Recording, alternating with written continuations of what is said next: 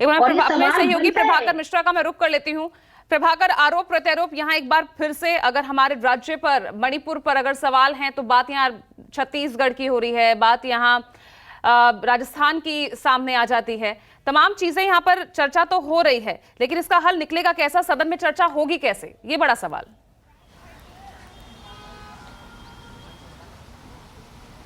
पूजा, मुझे लगता है कि पत्रकारों को कम से कम, जो फील्ड रिपोर्टर्स हैं, हमारे जैसे जो पत्रकार हैं, उन्हें इस तरह की चर्चा में शामिल ही नहीं होना चाहिए। क्योंकि जब इस तरह की बात सुनने को मिलती है, जब राजनीतिक प्रवक्ताओं के द्वारा इस तरह की बात कही जाती है कि इसी समय क्यों वीडियो वायरल किया जाएगा, मुझे लगता है कि इतना इमैच्योर, बहुत विथ ड्यू रिस्पेक्ट में बात कह रहा हूं कि राज्य में इंटरनेट बैन था, पाबंदी लगा दी गई थी, हाईकोर्ट के आदेश पर वहां से इंटरनेट की पाबंदी हटाई गई थी। और आपको पता है कि इस तरह की चीजें जब तक इंटरनेट की सर्विस मुहैया नहीं होगी तब तक ये चीजें वायरल नहीं हो पाती हैं, पहली बात।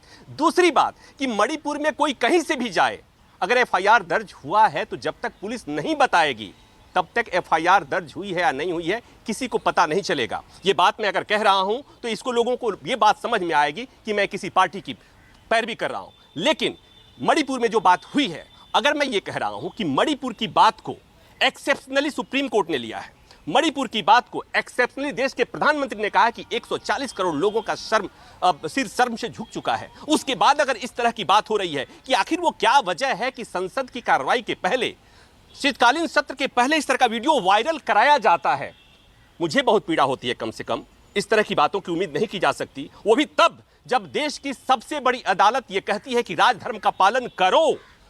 इनडायरेक्टली और डायरेक्टली सुप्रीम कोर्ट ने यही तो कहा था केंद्र सरकार और राज्य सरकार को कि मणिपुर में राजधर्म का पालन करो, अगर नहीं करोगे तो हमें करना पड़ेगा, क्योंकि हमारी जिम्मेवारी है लोगों के फंडामेंटल राइट की रक्षा करने की, हमारी जिम्मेवारी है संविधान की रक्षा करने की। और उसके बाद भी अगर इस तरह की बात अगर कोई जिम्मेवार लोग करता है, ये बात तो प्रधानमंत्री भी कल कर सकते थे कि आखिर क्या वजह है कि संसद की कार्रवाई के पहले, शीतकालीन सत्र के पहले ये वीडियो वायरल किया जाता है, दो महीना पुराना।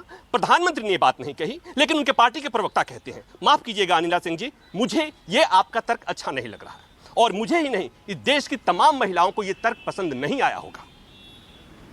सॉरी कह रहा हूं मैं। और मुझे लगता है कि आज के बाद मैं अपने मैनेजमेंट से कहूंगा कि इस समय जिसमें राजनीतिक पार्टी के प्रवक्ता बैठे रहे हों, वहां पर कम से कम हमारे जैसे पत्रकारों को खड़ा करके अगर इस तरह की बातें होंगी, बहुत पीड़ा होती है अनिला सिंह जी। महिलाओं के मसले पर अगर महिलाएं इस तरह की बात करेंगी, राजस्थान में गलत हुआ, छत्तीसगढ़ में गलत हुआ, उस पर चर्चा होनी चाहिए। लेकिन अभी जब मणिपुर पर पूरा देश उबाल पे है, उस समय आप उसे इक्वेट करेंगी कि वहां पर आपके।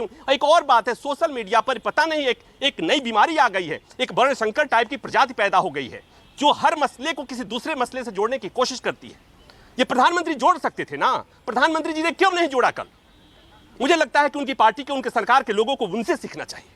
भले ही इतने दिन मौन रहे, प्रधानमंत्री ने बोला, लेकिन उन्होंने ये नहीं कहा कि एक षड्यंत्र है इस वीडियो को वायरल करने में। आप लोग कर रहे हैं इसको, माफ कीजिएगा, मेरा किसी से व्यक्तिगत कोई खुन्नस नहीं, कोई दुश्मनी नहीं, लेकिन मैं जो बातें बोल रहा हूं बहुत पीड़ा के साथ बोल रहा हूं, इसलिए कि इसी तरह की बात हमारे देश की आम आवाम के मन में चल रहा है। वो जब सुनेगा तो उसे पीड़ा हो रही होगी।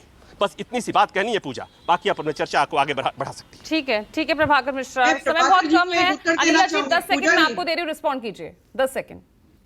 पूजा जी, प्रभाकर जी, आपने मेरे लिए कहा कि मैं इमेच्योर स्टेटमेंट दे रही हूँ जब मैं ये कहती हूँ कि एक क्रोनोलॉजी देखिए, ठीक है ना। आपने कहा कि इंटरनेट वहां पर चालू नहीं था तो वो कैसे भेजते? इंटरनेट कब रिस्टोर हुआ है? हाईकोर्ट के ऑर्डर से कब रिस्टोर हुआ है प्रभाकर जी? अगर आपको नहीं पता तो मैं बताती हूँ, 20 जून को। तो आप प्लीज इमेच्योर और इररिस्पॉन्सिबल स्टेटमेंट्स यहाँ पर मत दीजिए। आप बहुत ही एक जिम्मेवार जर्नलिस्ट हैं, मैं आपका बहुत सम्मान करती हूँ। आपकी जो भी आप फील्ड में जिस प्रकार का प्रयास करते हैं उसकी मैं प्रशंसक भी हूं, पर आप इमेच्योरिटी और इररिस्पॉन्सिबल स्टेटमेंट्स मत दीजिए। 20 जून को रिस्टोर होने के ऑर्डर्स आ गए थे हाई कोर्ट से। ठीक है, आप समझिए, आप किस प्रकार की बात यहाँ पर कर रहे हैं।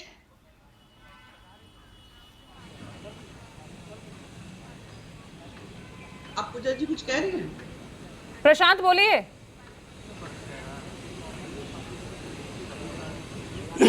देखिए पूजा, पहले दिन से इस खबर पर हमारी नज़र है मणिपुर की हिंसा पे।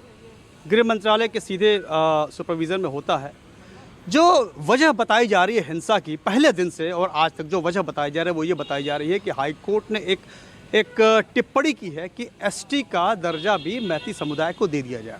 अब मुझे यही बात समझ में नहीं आती है कि सिर्फ टिप्पणी की है, कोई आदेश नहीं दिया, कोई आदेश नहीं दिया है। और मैं यहाँ ये भी बता दूं कि कोई भी देश की अदालत के पास ये अधिकार नहीं है किसी समुदाय को एसटी का दर्जा देने का। एसटी का दर्जा देने का अधिकार देश की संसद को है, अधिकार अदालत को नहीं है।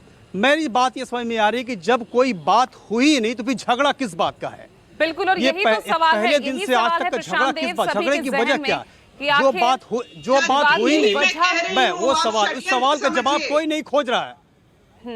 ठीक है, ठीक है प्रशांत देव, समय बहुत कम है। इस सवाल का जवाब कोई नहीं खोज रहा है, कोई देना चाहता है। हिंसा शुरू हो जाती है।